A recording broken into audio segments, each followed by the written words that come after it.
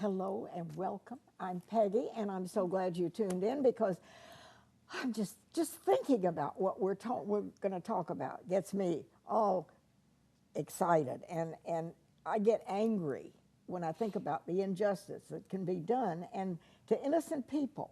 And I have two special ladies here from the Better Business Bureau. And Avi Daniel is here. She's the president, and we've known each other for quite some time, and I'm glad you took time to come and share today. And Jennifer Samar, and she is the PR director. And you delve into all kinds of things that are going on. And one of the things that people, we're thinking about, oh, it's tax time coming up here. We've got to do this, we've got to do that. And there are lots of scams. And we could all be taken in innocently. And it's going on all over, but it's going on right here in the upstate. Right. And you see this every day. Yes. And we see it all across the United States because we have 112 BBBs throughout the United States and Canada. All right. Now, give us an idea of some of the things that you deal with. We're talking about scams. What are people up to? Well, right now, I guess the big topic is, taxes, filing your taxes. Yeah. So there's a lot of scams going on with, basically phishing scams, which are actually happen through your email, where they're trying to get your personal information. So they'll use the IRS, saying and actually personating themselves as if they're with the IRS. Now, the IRS doesn't call people up and say, this is the IRS. What do they send you? A letter, don't they? Right. They'll send you a letter directly in your mailbox if they're looking for you. Yeah. So if you get a call and somebody says they're from the IRS, you can just forget it and hang up. Right. That's exactly what I would do. Mm-hmm. But you see a lot of this now. Right. We get a lot of actually calls about it, and we get people that file complaints about it that turns into us just being able to tell them it's a scam. Now, you welcome people to call and report. Right. Absolutely. They can call. We can check out scams for them if they are not sure, if they get something in the mail, if they get something by email. They're more than happy to call the Better Business Bureau, and we can look at it or be able to tell them if it's a scam. So that's a good service that we offer to that. But we'd rather them be safe than sorry, so they need to call first instead of last.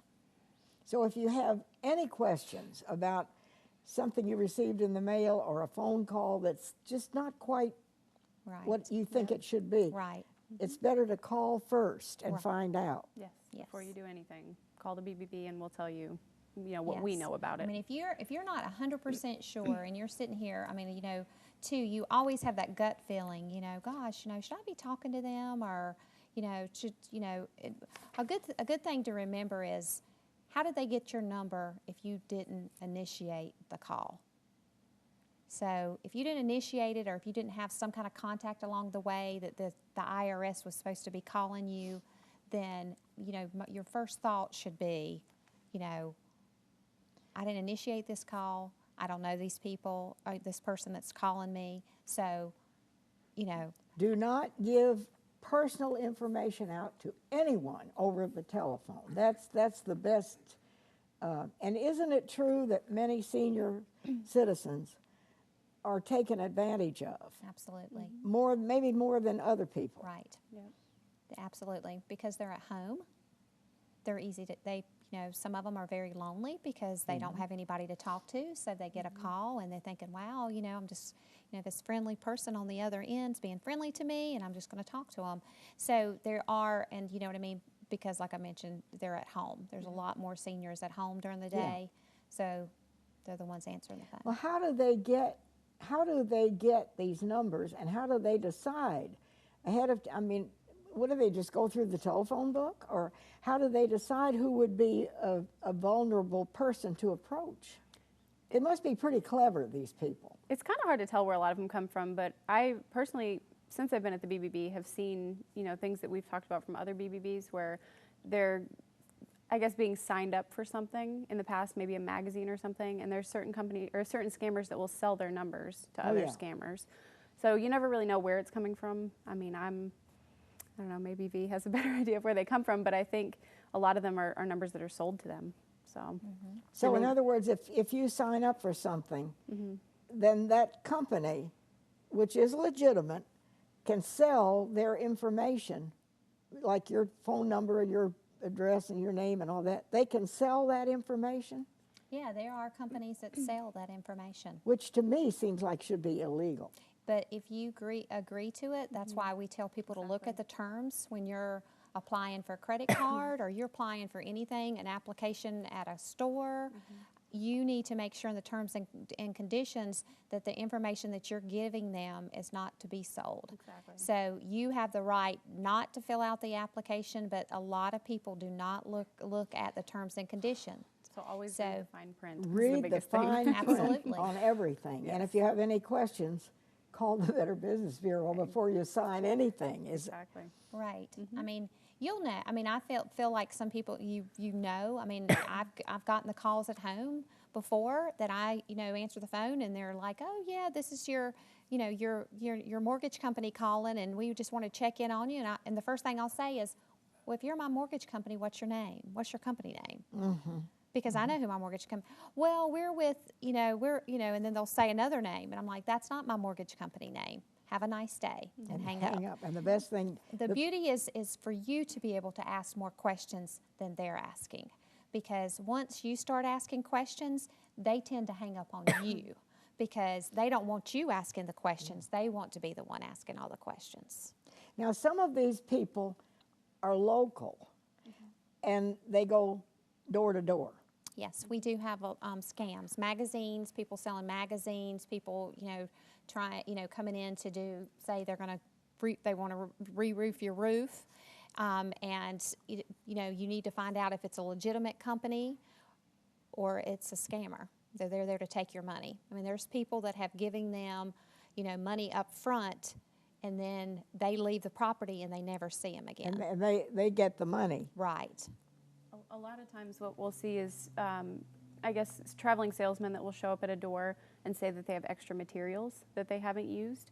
And they'll immediately ask the person, are you interested in having your driveway repaved or your roof redone? I've seen that with other BBBs. They've reported on that, that there are people that will claim that they have extra material and, they're just trying to get a job out of In it. other words, they go by and say, and ring your doorbell. And do they have a business card or something that they Yes. give you, which is also fake? So the mere fact that they have given you a card doesn't make it legal. Right. I mean, one that we just had where they gave them a business card, you actually called the number and it went to the person. It went to the person, their cell phone. But the thing is probably what'll happen is that cell phone will be turned off and they'll just get another cell phone number. It's easy nowadays to be able to change your number, your cell phone number. So this puts the Better Business Bureau on high alert, this kind of stuff. It's just shocking what the extent that people will go to trick innocent people. So we've got to be sharper than they are. Absolutely. That's what it amounts to. Absolutely. Yep, one And that's step why I'm ahead. so Yeah. grateful you all are here today, because you can sharpen us up. Now you tell me that some of these phone calls that come from India, that blows me away. A lot of the scams that we see, From especially India?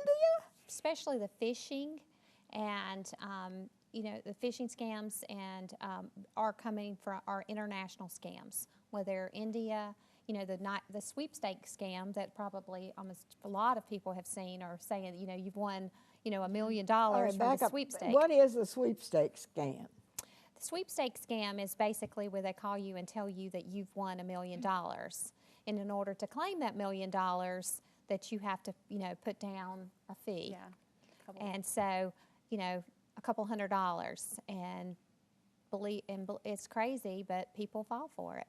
And then they tell these people where to send the $200 in order for them to get their big. Right. Their big cash. Their Yep. big cash, their $1 million they won.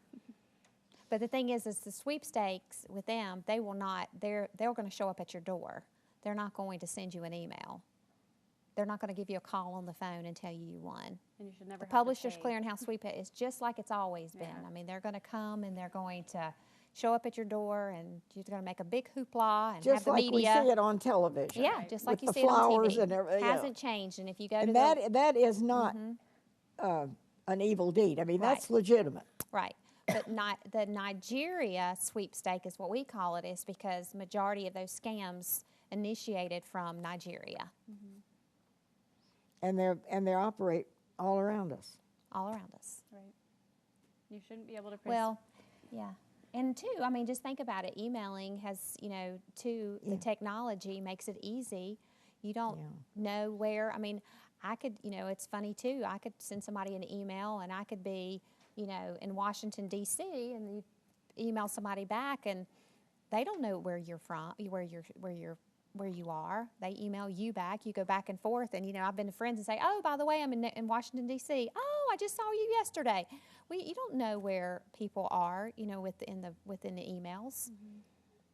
I mean, So now, the Better Business Bureau, all across the country, and certainly ours here, you're trying to alert people about what's going on so they know. yeah. Absolutely. And just like talking earlier, is just this time of year, scammers are really great about picking that opportunity. And now that we're in tax season, January 30th, everybody got their W-2s, and so your people are starting to file their tax returns. And so guess what? The scammers know that. They see it as an opportunity. So, right now with the IRS scam, just saying, even if you do get a letter, because the IRS sends you a letter, you need to verify. You can call. I think I gave you the list, and maybe y'all could put it up. Well, we have phone numbers, and I'll keep those here. I Yeah. always do. But there's a tax number, an 800 Yes. number, tax 1040. Right. And if you're unsure, if you've got a letter and you're not sure, they're saying you owe money and you're like, I do not owe money, then, you can call. I wouldn't call the number I would look up the number or call the Better Business Bureau and get the number for the actual number for the IRS and call them up and talk to them about it. And instead of, trying to do something that's going to end up costing you a lot more money that actually the IRS is not going to be the one that gets it. It's going to be the scammers. The best thing you can do for yourself if you're in doubt of anything is just to do some research. That's the biggest thing to do if there's something that makes you feel a little uneasy. Check it out. Yep, check it out. When in doubt, check it out. Okay, we're going to go to a quick break, and we'll be right back. And we do have a lot more to say and some numbers for you, so stay with us.